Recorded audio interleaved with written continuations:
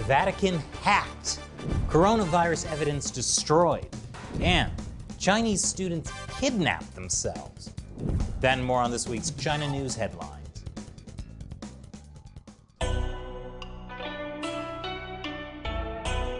Welcome to China Uncensored. I'm Chris Chappell. You know, God may be all-knowing, but the Vatican? Apparently not so much. In fact, sometimes the Vatican can't even see what everyone else can see. Back in 2018, the Vatican made a deal with the Chinese Communist Party. Look, just because the Communist Party ruthlessly suppresses Catholics doesn't mean the deal was unholy. It was unholy and stupid. The deal gave the officially atheist Communist Party the power to help appoint bishops in China. It also officially recognized several bishops that the party had previously appointed against the wishes of the Vatican. Letting the atheist Communist Party appoint your religious leaders doesn't make a lot of sense, but on the bright side, surely the relationship between the Vatican and China would be great after signing that deal, right? Hackers linked to the Chinese government have reportedly infiltrated the Vatican's computer networks, including communications with the Catholic diocese in Hong Kong.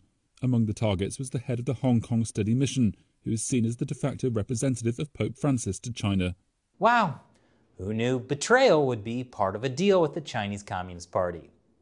In fact, the Vatican is said to be hacked from China before talks with Beijing. Wait, what kind of grammar is this? What's that, Shelley? All right, I'm being told this is a special type of passive voice. The technical term is the "please let us back into China" passive voice, since, China recently expelled New York Times reporters. I mean, who knew betrayal would be part of a deal with the Communist Party? Anyway, the Vatican hack was detected by cybersecurity company Recorded Future. They said a Chinese state-sponsored hacking group they've named Red Delta targeted the Vatican and other Catholic organizations. This is significant. The Chinese Communist Party has often used cyber attacks on religious groups like Buddhist Tibetans, Muslim Uyghurs, and Falun Gong practitioners outside China. But this is the first time that we know of where they targeted a religious organization as powerful and secretive as the Vatican. That's why the Pope's hat is so big. It's full of secrets. And those are secrets the Chinese Communist Party wants to know. Specifically because the Vatican and China are supposed to meet in September for talks about renewing that deal to appoint bishops. But maybe now the Vatican will realize those bishops are just pawns, and they'll back out before it's checkmate. I'm pretty good at checkers. We all know the Chinese Communist Party covered up the coronavirus, but it looks like they also could have destroyed evidence. That's according to University of Hong Kong infectious disease expert Professor Kwok Yun Yuan. He was involved in the investigation of Wuhan and told the BBC physical evidence was destroyed and the response to clinical findings was slow. And just remember, the Communist Party's cover-up of the coronavirus is what helped it spread around the world, putting us in the position where we can't even kiss our pets anymore. I'm sorry, this has been a very difficult time for me. Senior McFluffberg, I still love you even if I can't kiss you. Meanwhile, another wave of the coronavirus seems to be spreading from the northeastern Chinese city of Dalian. Dalian has been linked to cases in 9 other Chinese cities, including Beijing. If you watch our other show, America Uncovered, you'll know about the arrest of a Chinese military researcher who was hiding out in the San Francisco Chinese consulate. And if you don't watch America Uncovered, you should check out that episode for more on that story, including how the FBI figured out that she was lying about being in the military. It's pretty funny. That comes after the US shut down the Chinese consulate in Houston, Texas, and China retaliated. China's foreign ministry announced as of 10 a.m. Monday morning the US consulate in the Chinese city of Chengdu has closed. China had given the closure orders on Friday, with just 72 hours to vacate. And after this short break, we'll go to Hong Kong, where things are going well for the people in power.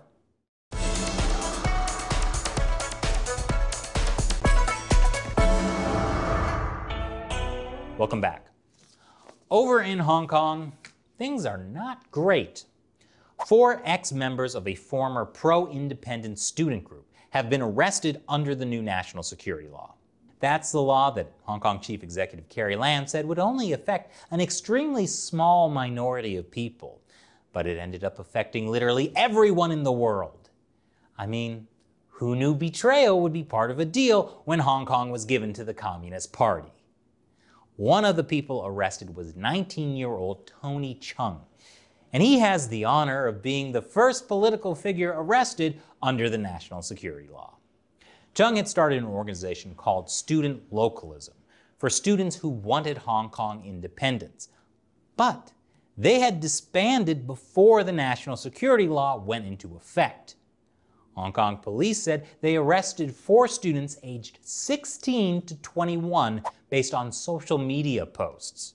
Speaking of social media, the Hong Kong police announced the arrest on Twitter and used a new hashtag, HKIndependence, which then began trending. And now, under the national security law, Hong Kong police have no choice but to arrest themselves for inciting secession.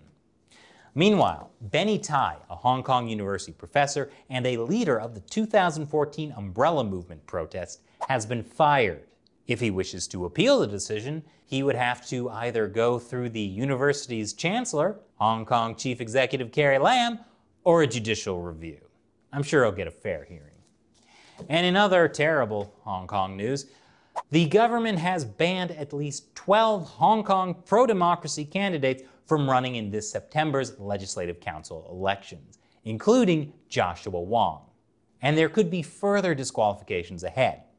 According to a government spokesperson, candidates were disqualified because lawmakers cannot promote independence or self-determination for Hong Kong, seek intervention from foreign governments, object in principle to the national security law, or express an intention to vote down any legislative proposals, appointments, funding applications, and budgets introduced by the HKSAR government after securing a majority in the LegCo so as to force the government to accede to certain political demands.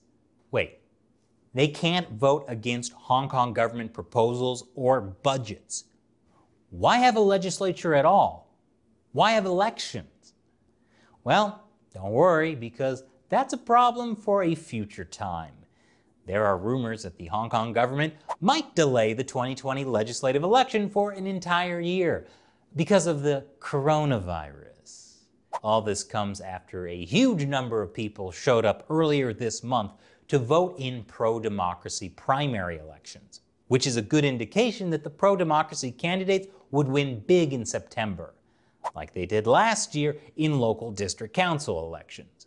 So now, the Hong Kong government is not only considering delaying the legislative election for a year, but it's also trying to disqualify all of the opposition from running. That's on top of a system that's already rigged to give the pro-Beijing establishment a constant majority in the legislature anyway. Sounds like the government is very confident that they have the support of the Hong Kong people. Meanwhile, the rest of the world is getting more and more concerned about Hong Kong. New Zealand has just suspended its extradition treaty with Hong Kong.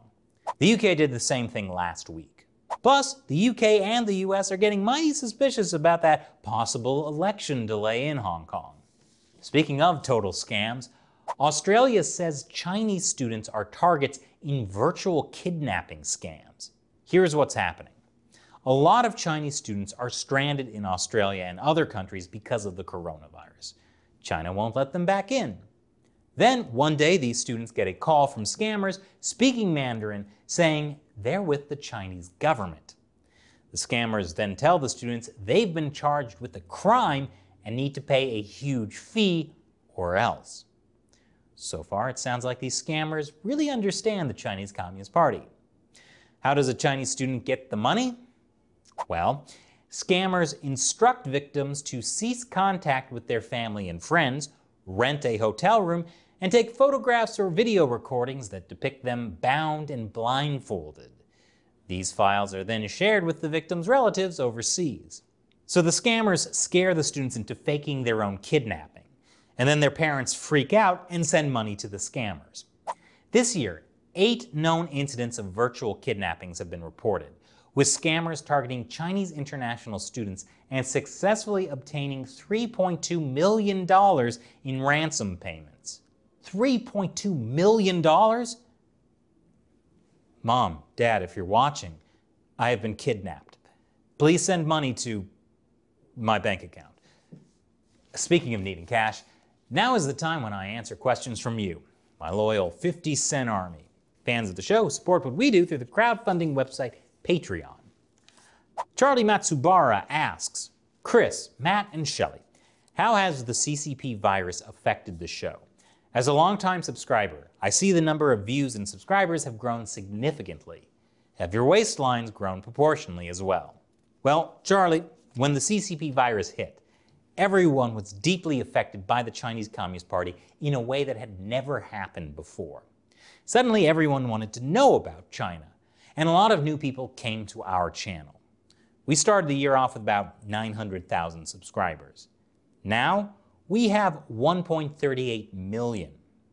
Sadly, our YouTube ad revenue has not gone up proportionally, because YouTube decided to demonetize a lot of our videos about the CCP virus, and that was especially the case in the first 2 months of the outbreak. And that illustrates why your support on Patreon is so important. China Uncensored is a platform people have been using to learn about the coronavirus, but we wouldn't be able to keep it running if we had to rely on YouTube ad revenue, even as a channel with more than 1 million subscribers and millions of views a month. As for our waistlines, look, I stress eat. When the gyms open up again, I swear I'll lose all the weight. It's like a New Year's resolution, only a post-coronavirus resolution. Or maybe I'll just start wearing sweatpants. Anyways, thanks for your question, Charlie. And for all of you watching, consider joining the China Uncensored 50-cent army. You'll have a chance to ask me questions on the show, and there's some other cool perks as well. Check out patreon.com/ChinaUncensored to learn more. Once again, I'm Chris Chappell. See you next time.